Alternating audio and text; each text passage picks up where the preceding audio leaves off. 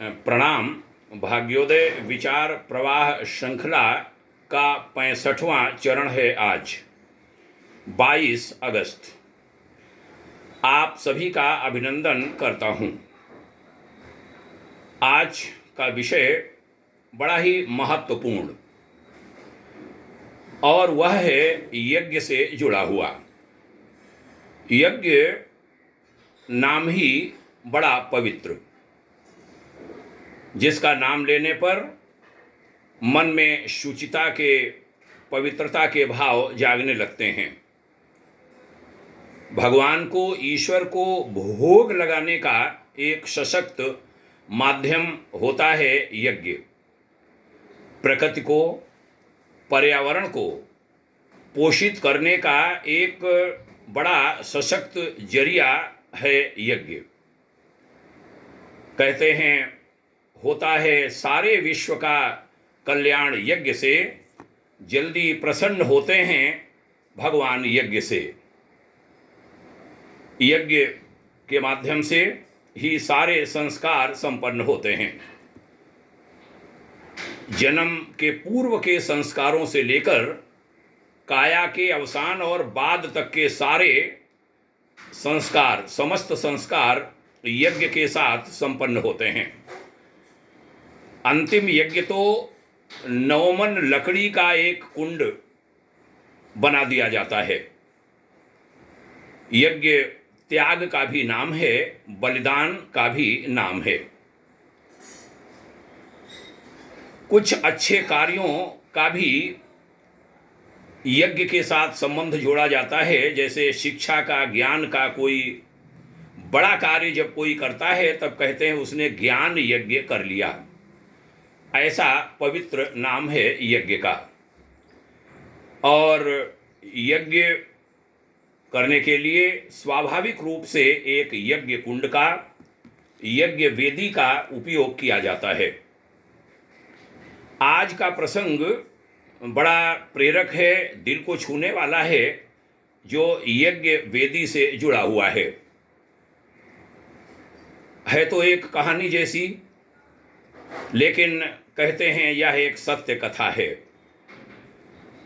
एक घर था, वहाँ बहू ने, घर में आई नई बहू ने गलती से यज्ञ वेदी में थूक दिया। सफाई कर रही थी घर में, मुंह में सुपारी जैसी कोई चीज रही होगी, उसको थूकने का, पीक का मन आया तो उसने वेदी में थूक दिया। लेकिन उसको बड़ा आश्चर्य हुआ कि उसका जो थूक है वह स्वर्ण में, सोने में बदल गया है। वह बड़ी प्रसन्न हुई। अब तो वह प्रतिदिन जानबूझकर यज्ञ वेदी में थूकने लगी और उसके पास धीरे धीरे सोना, स्वर्ण बढ़ने लगा। ये बात तो महिलाओं में तेजी से फैल गई। कहते हैं महिलाओं में बातें बहुत तेजी से फैलती हैं। कई महिलाएं भी अपने अपने घर में बनी यज्ञ वेदी में थूक थूक कर सोना उत्पादन करने लगीं। धीरे धीरे पूरे गांव में यह सामान्य चलन हो गया, सिवाय एक घर के, एक महिला के। उस महिला को भी अनेक दूसरी महिलाओं ने उकसाया, समझाया कि अरे तू भी ऐसा कर, तू क्यों नहीं थूकती। वह कहती, जी बात यह है कि मैं अपने पति की अनुमति के बिना यह कार्य हरगिज नहीं करूंगी, और जहां तक मुझे मालूम है मेरे पति इसकी अनुमति हमें नहीं देंगे। लेकिन ग्रामीण महिलाओं ने ऐसा वातावरण बनाया कि आखिर उस बहन ने, उस महिला ने एक रात डरते डरते अपने पति से पूछ ही लिया। पति ने कहा, खबरदार जो ऐसा किया तो। यज्ञ वेदी क्या थूकने की चीज है, जगह है? पति की गरजदार चेतावनी के आगे बेबस होकर वह महिला चुप हो गई।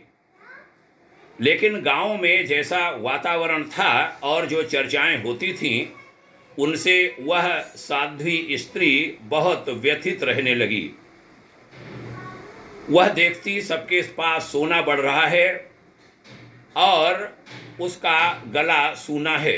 अन्य स्त्रियां भी उसका मजाक उड़ाती और यह अंतर्द्वंद उस बहन में पलने लगा। पति की व्यस्तता और स्त्रियों के उलाहने उसे धर्म संकट में डाल देते और वह सोचती कि शायद यही मेरा दुर्भाग्य है अथवा कोई पुनर्जन्म का पाप कि एक सती स्त्री होते हुए भी मुझे एक रत्ती सोने के लिए भी तरसना पड़ रहा है। शायद यह मेरे पति का कोई गलत निर्णय है, ऐसा वह सोचती। वह यह भी सोचती कि अरे इस धर्माचरण ने मुझे दिया ही क्या है। जिस नियम के पालन से दिल हृदय कष्ट पाता रहे, पीड़ा पाता रहे, उसका पालन क्यों करूं? क्या लाभ है उसका? लेकिन वह पति के सामने कुछ कर नहीं पाती और हुआ यह कि वह महिला बीमार रहने लगी। पतिदेव इस रोग को ताड़ गए और उन्होंने एक दिन ब्राह्म मुहूर्त में वह गांव सपरिवार छोड़ने का निश्चय कर लिया, ग्राम त्यागने का निश्चय कर लिया। गाड़ी में सारा सामान भरवाकर वे उस गांव से रवाना हो गए। वह सूर्योदय से पहले पहले ही बहुत दूर निकल जाना चाहते थे। अरे लेकिन आगे मालूम है क्या हुआ? ज्यों ही वे गांव की काकड़ यानी सीमा से बाहर निकले, पीछे गांव में भयानक विस्फोट हुआ। पूरा गांव धू धू कर जल रहा था। वे सज्जन दंपत्ति पति और पत्नी अवाक रह गए और उस स्त्री को अपने पति का महत्व समझ में आ गया। कहते हैं वास्तव में इतने दिन वह गांव यज्ञ वेदी में थूकने के बाद वह गांव इसलिए बचा रहा, केवल इस कारण बचा रहा कि उसका परिवार, उस साध्वी स्त्री का परिवार उस गांव की परिधि में था। कहते हैं धर्माचरण कभी भी हानि का सौदा नहीं होता। कुछ पाने के लालच में इंसान बहुत कुछ खो बैठता है। इसलिए लालच से हमें सदैव बचना चाहिए। यहाँ पर आज की भाग्योदय विचार प्रवाह श्रृंखला में एक बात यह भी कहूँगा कि ऐसे जो धर्माचरण करने वाले, जो सत्यनिष्ठ, जो गुरुनिष्ठ, जो ईश्वरनिष्ठ लोग हों, व्यक्ति हों, उनका सम्मान किया जाना चाहिए।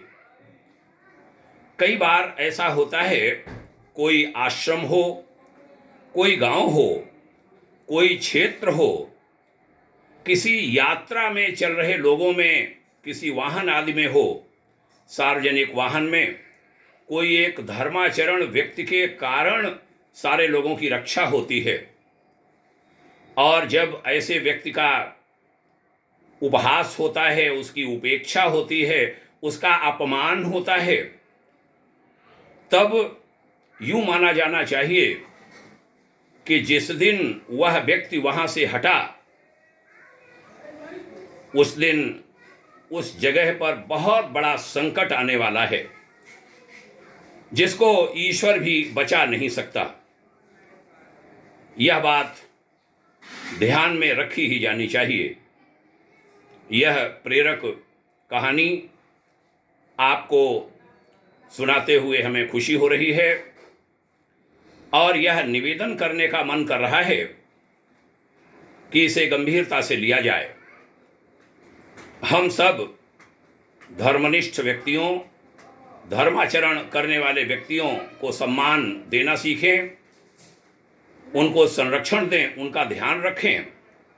विशेष रूप से वे धर्मनिष्ठ व्यक्ति यदि बड़े बुजुर्ग हैं, तब तो उनका किसी भी रूप में अपकार अपमान नहीं होना चाहिए। वह देवतुल्य होते हैं। उनको नमन करें, उनकी सेवाओं को नमन करें उनका सम्मान करें। आज की बात यहीं पूरी करता हूँ। आपने ध्यान से सुना, इसके लिए बहुत आभार। ढेर सारी शुभकामनाएं, आप सभी को प्रणाम। जय हिंद। ओम शांति।